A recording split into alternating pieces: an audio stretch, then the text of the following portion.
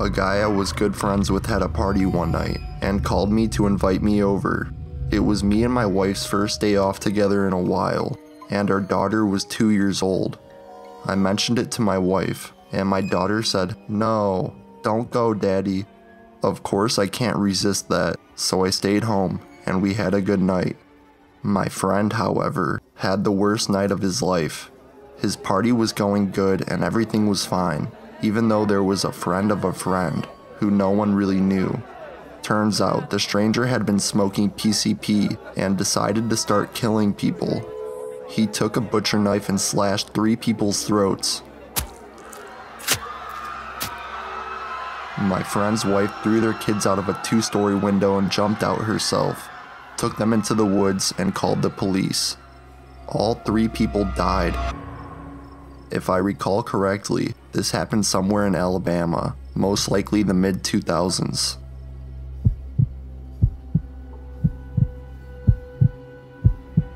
My best friend's parents were out of town one weekend, and she had the house to herself. Went out about her business having dinner, watching TV, and eventually decided to go to bed. She was lying in her bed with her back to her closet when she heard the door open. She somehow pretended to be asleep. The man who was hiding in the closet walked around to her bed, to the side she was laying, gently stroked her hair and face, then left. She immediately called her boyfriend to ask him to come over, then called her parents, and then the police. Long story short, this man had been getting into their home by using their doggy door. They didn't have a dog and didn't bother to secure it, and he'd been living in a tent in a wooded area behind their home for months to creep on her.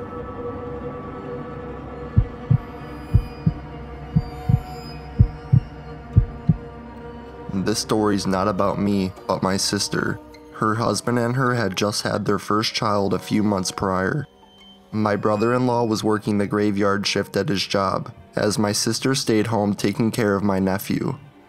Around 2 a.m., she heard loud knocking on her back door. She went to go check it out and saw a lady banging on the door asking for my sister to let her in. The lady told my sister that her husband had just beat her down the street and was looking for her. My sister was hesitant to let her in since she had a newborn in the house and didn't want it to interfere. She told the lady that the best she could do was call the police for her. The lady told my sister to not call the police and to let her in. This is where my sister got suspicious. She went to get her phone and called 911. When she went back to the door, the lady was gone. The police arrived a few minutes later and they told my sister that the same situation happened a few streets down. Apparently the couple would pull this act to get into people's homes. I'm sure this is very common, but having it almost happen to my sister and my nephew just creeps me out.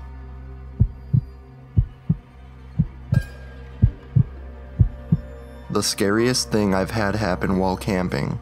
So I live in Eastern Oregon, and my mom lives in Western Oregon. I went to visit her for the summer, and she's very outdoorsy, so we decided to take a 1-hour drive from her city to the coast. We end up at this free campsite at the top of this hill. It was about a 25-minute drive from the top, where the campsite is, to the bottom where the main road was, and we were the only campers there. We relaxed for the rest of the day, made food, etc. A truck full of men drive up the hill and talk with my mom. I don't know what about. It wasn't suspicious at the time, and they eventually left.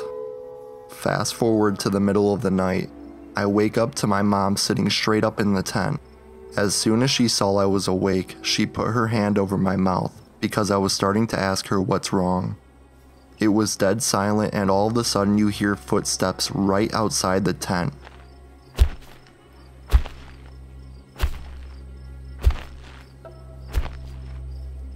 The little flap that covers the zipper was even moving. Thankfully, my mom has quick wits and said very loudly, "Kenny, grab the gun." Kenny is my dad, although that doesn't matter. And mind you, he was not there, just us girls like I previously said. They left. No harm was done. Thank the Lord for my mama.